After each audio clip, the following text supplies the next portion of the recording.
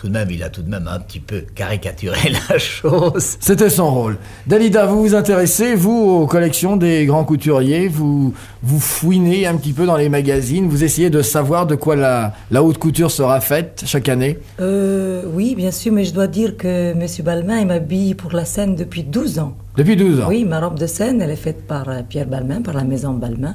Mais je trouve que cette année, j'ai l'impression que les maisons de couture, il y a eu un moment de panique parce qu'on ne savait plus comment s'habiller court, long, demi-long. Mais je crois que M. Balmain, il est là pour nous expliquer tout ça. Alors, voilà. Vous êtes gentil de me faire une telle confiance.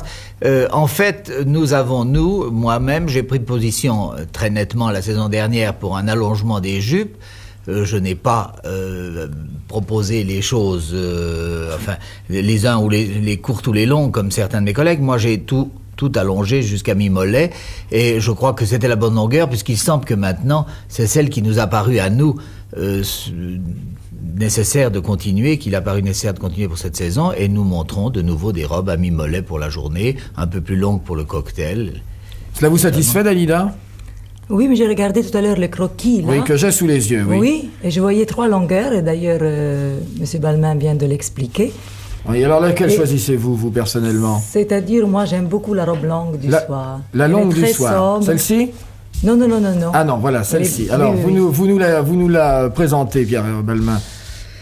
Il s'agit d'une robe dont la coupe est en spirale autour du corps. C'est une sorte d'enroulement de tissu qui a l'air d'une grande simplicité, qui tombe en effet très souple autour du corps, mais qui est très difficile à faire parce que la caractéristique, je crois, de la mode actuelle, c'est que c'est une mode qui demande une connaissance absolument parfaite de ce métier. Je crois qu'on revient... Comme pour les commerçants tout à l'heure. Oui, ça a l'air d'être... J'écoutais avec intérêt ce que disait ce monsieur, parce que c'est à peu près la même chose dans notre cas.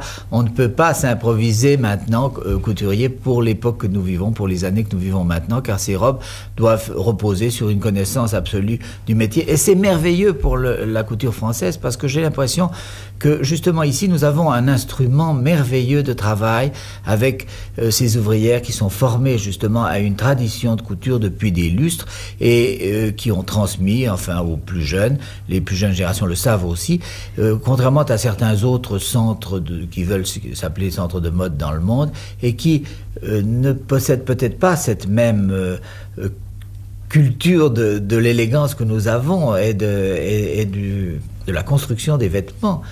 Alors, je crois que c'est agréable de voir que la mode se dirige de nouveau dans ce sens-là, parce que c'est un endroit où nous sommes très sûrs de notre suprématie.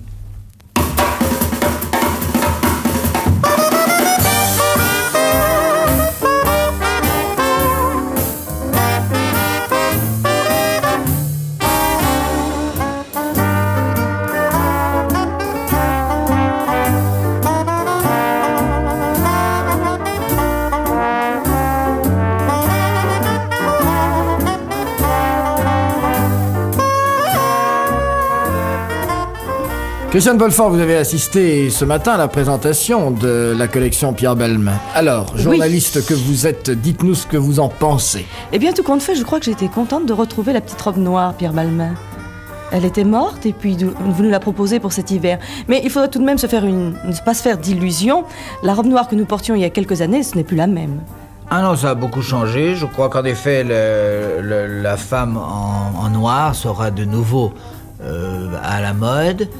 À l'inverse de ce qu'on avait fait, mais c'est en effet une robe beaucoup plus souple, beaucoup plus près du corps, dans des tissus qui suivent le mouvement, beaucoup plus féminine.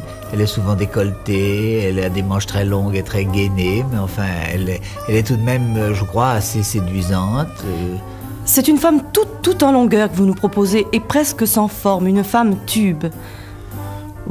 Pas tellement, non, parce que dans le fond, elle a de la poitrine quand même. Vous l'avez pas vu qu'elle avait de la poitrine? Moi, j'en ai vu dans sa silhouette. Et je trouve que... Va-t-on un jour ou l'autre la supprimer complètement, cette poitrine? Ou la faire revenir? Ou la faire revenir, oui.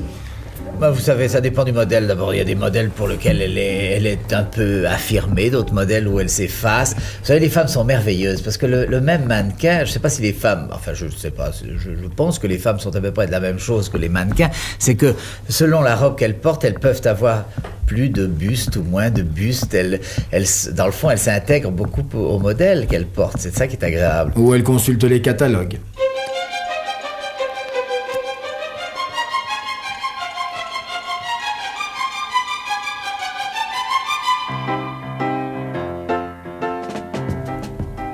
Le retour du renard aussi. Ah, moi j'aime beaucoup les fourrures à long poil, il y en a énormément dans la collection. On fait des manteaux en tweed qui sont assortis avec les renards, par exemple du tweed blanc et noir avec du renard argenté, du tweed mélangeant les couleurs cognac, noir et blanc avec du renard croisé qui est de la même couleur exactement. Et puis ça continue avec des bottes qui sont... La ligne se continue par des bottes dont les tiges sont faites et que vous avez prises, vous, pour des guêtres. Je pensais que c'était des guêtres. Pas du tout, non, ce sont des bottes dont la tige est en même tissu que la jupe, car dans le fond, ce qui a été la plus grande réticence des femmes à l'allongement des jupes, c'est que ça rompait la ligne de leurs jambes à un endroit qu'elles n'avaient pas l'habitude d'avoir. Elles admettaient parfaitement d'avoir un pantalon qui la couvrit entièrement, cette jambe. Eh bien, avec ces bottes, elles ont le même tissu qui continue jusqu'au sol. Vous êtes pour les bottes, Dalida? Ah oui, je trouve ça très joli. Oui? Oui, oui, oui. Vous en portez? Oui, oui, oui, très souvent. C'est pas pratique Très pour souvent. danser le dirlada.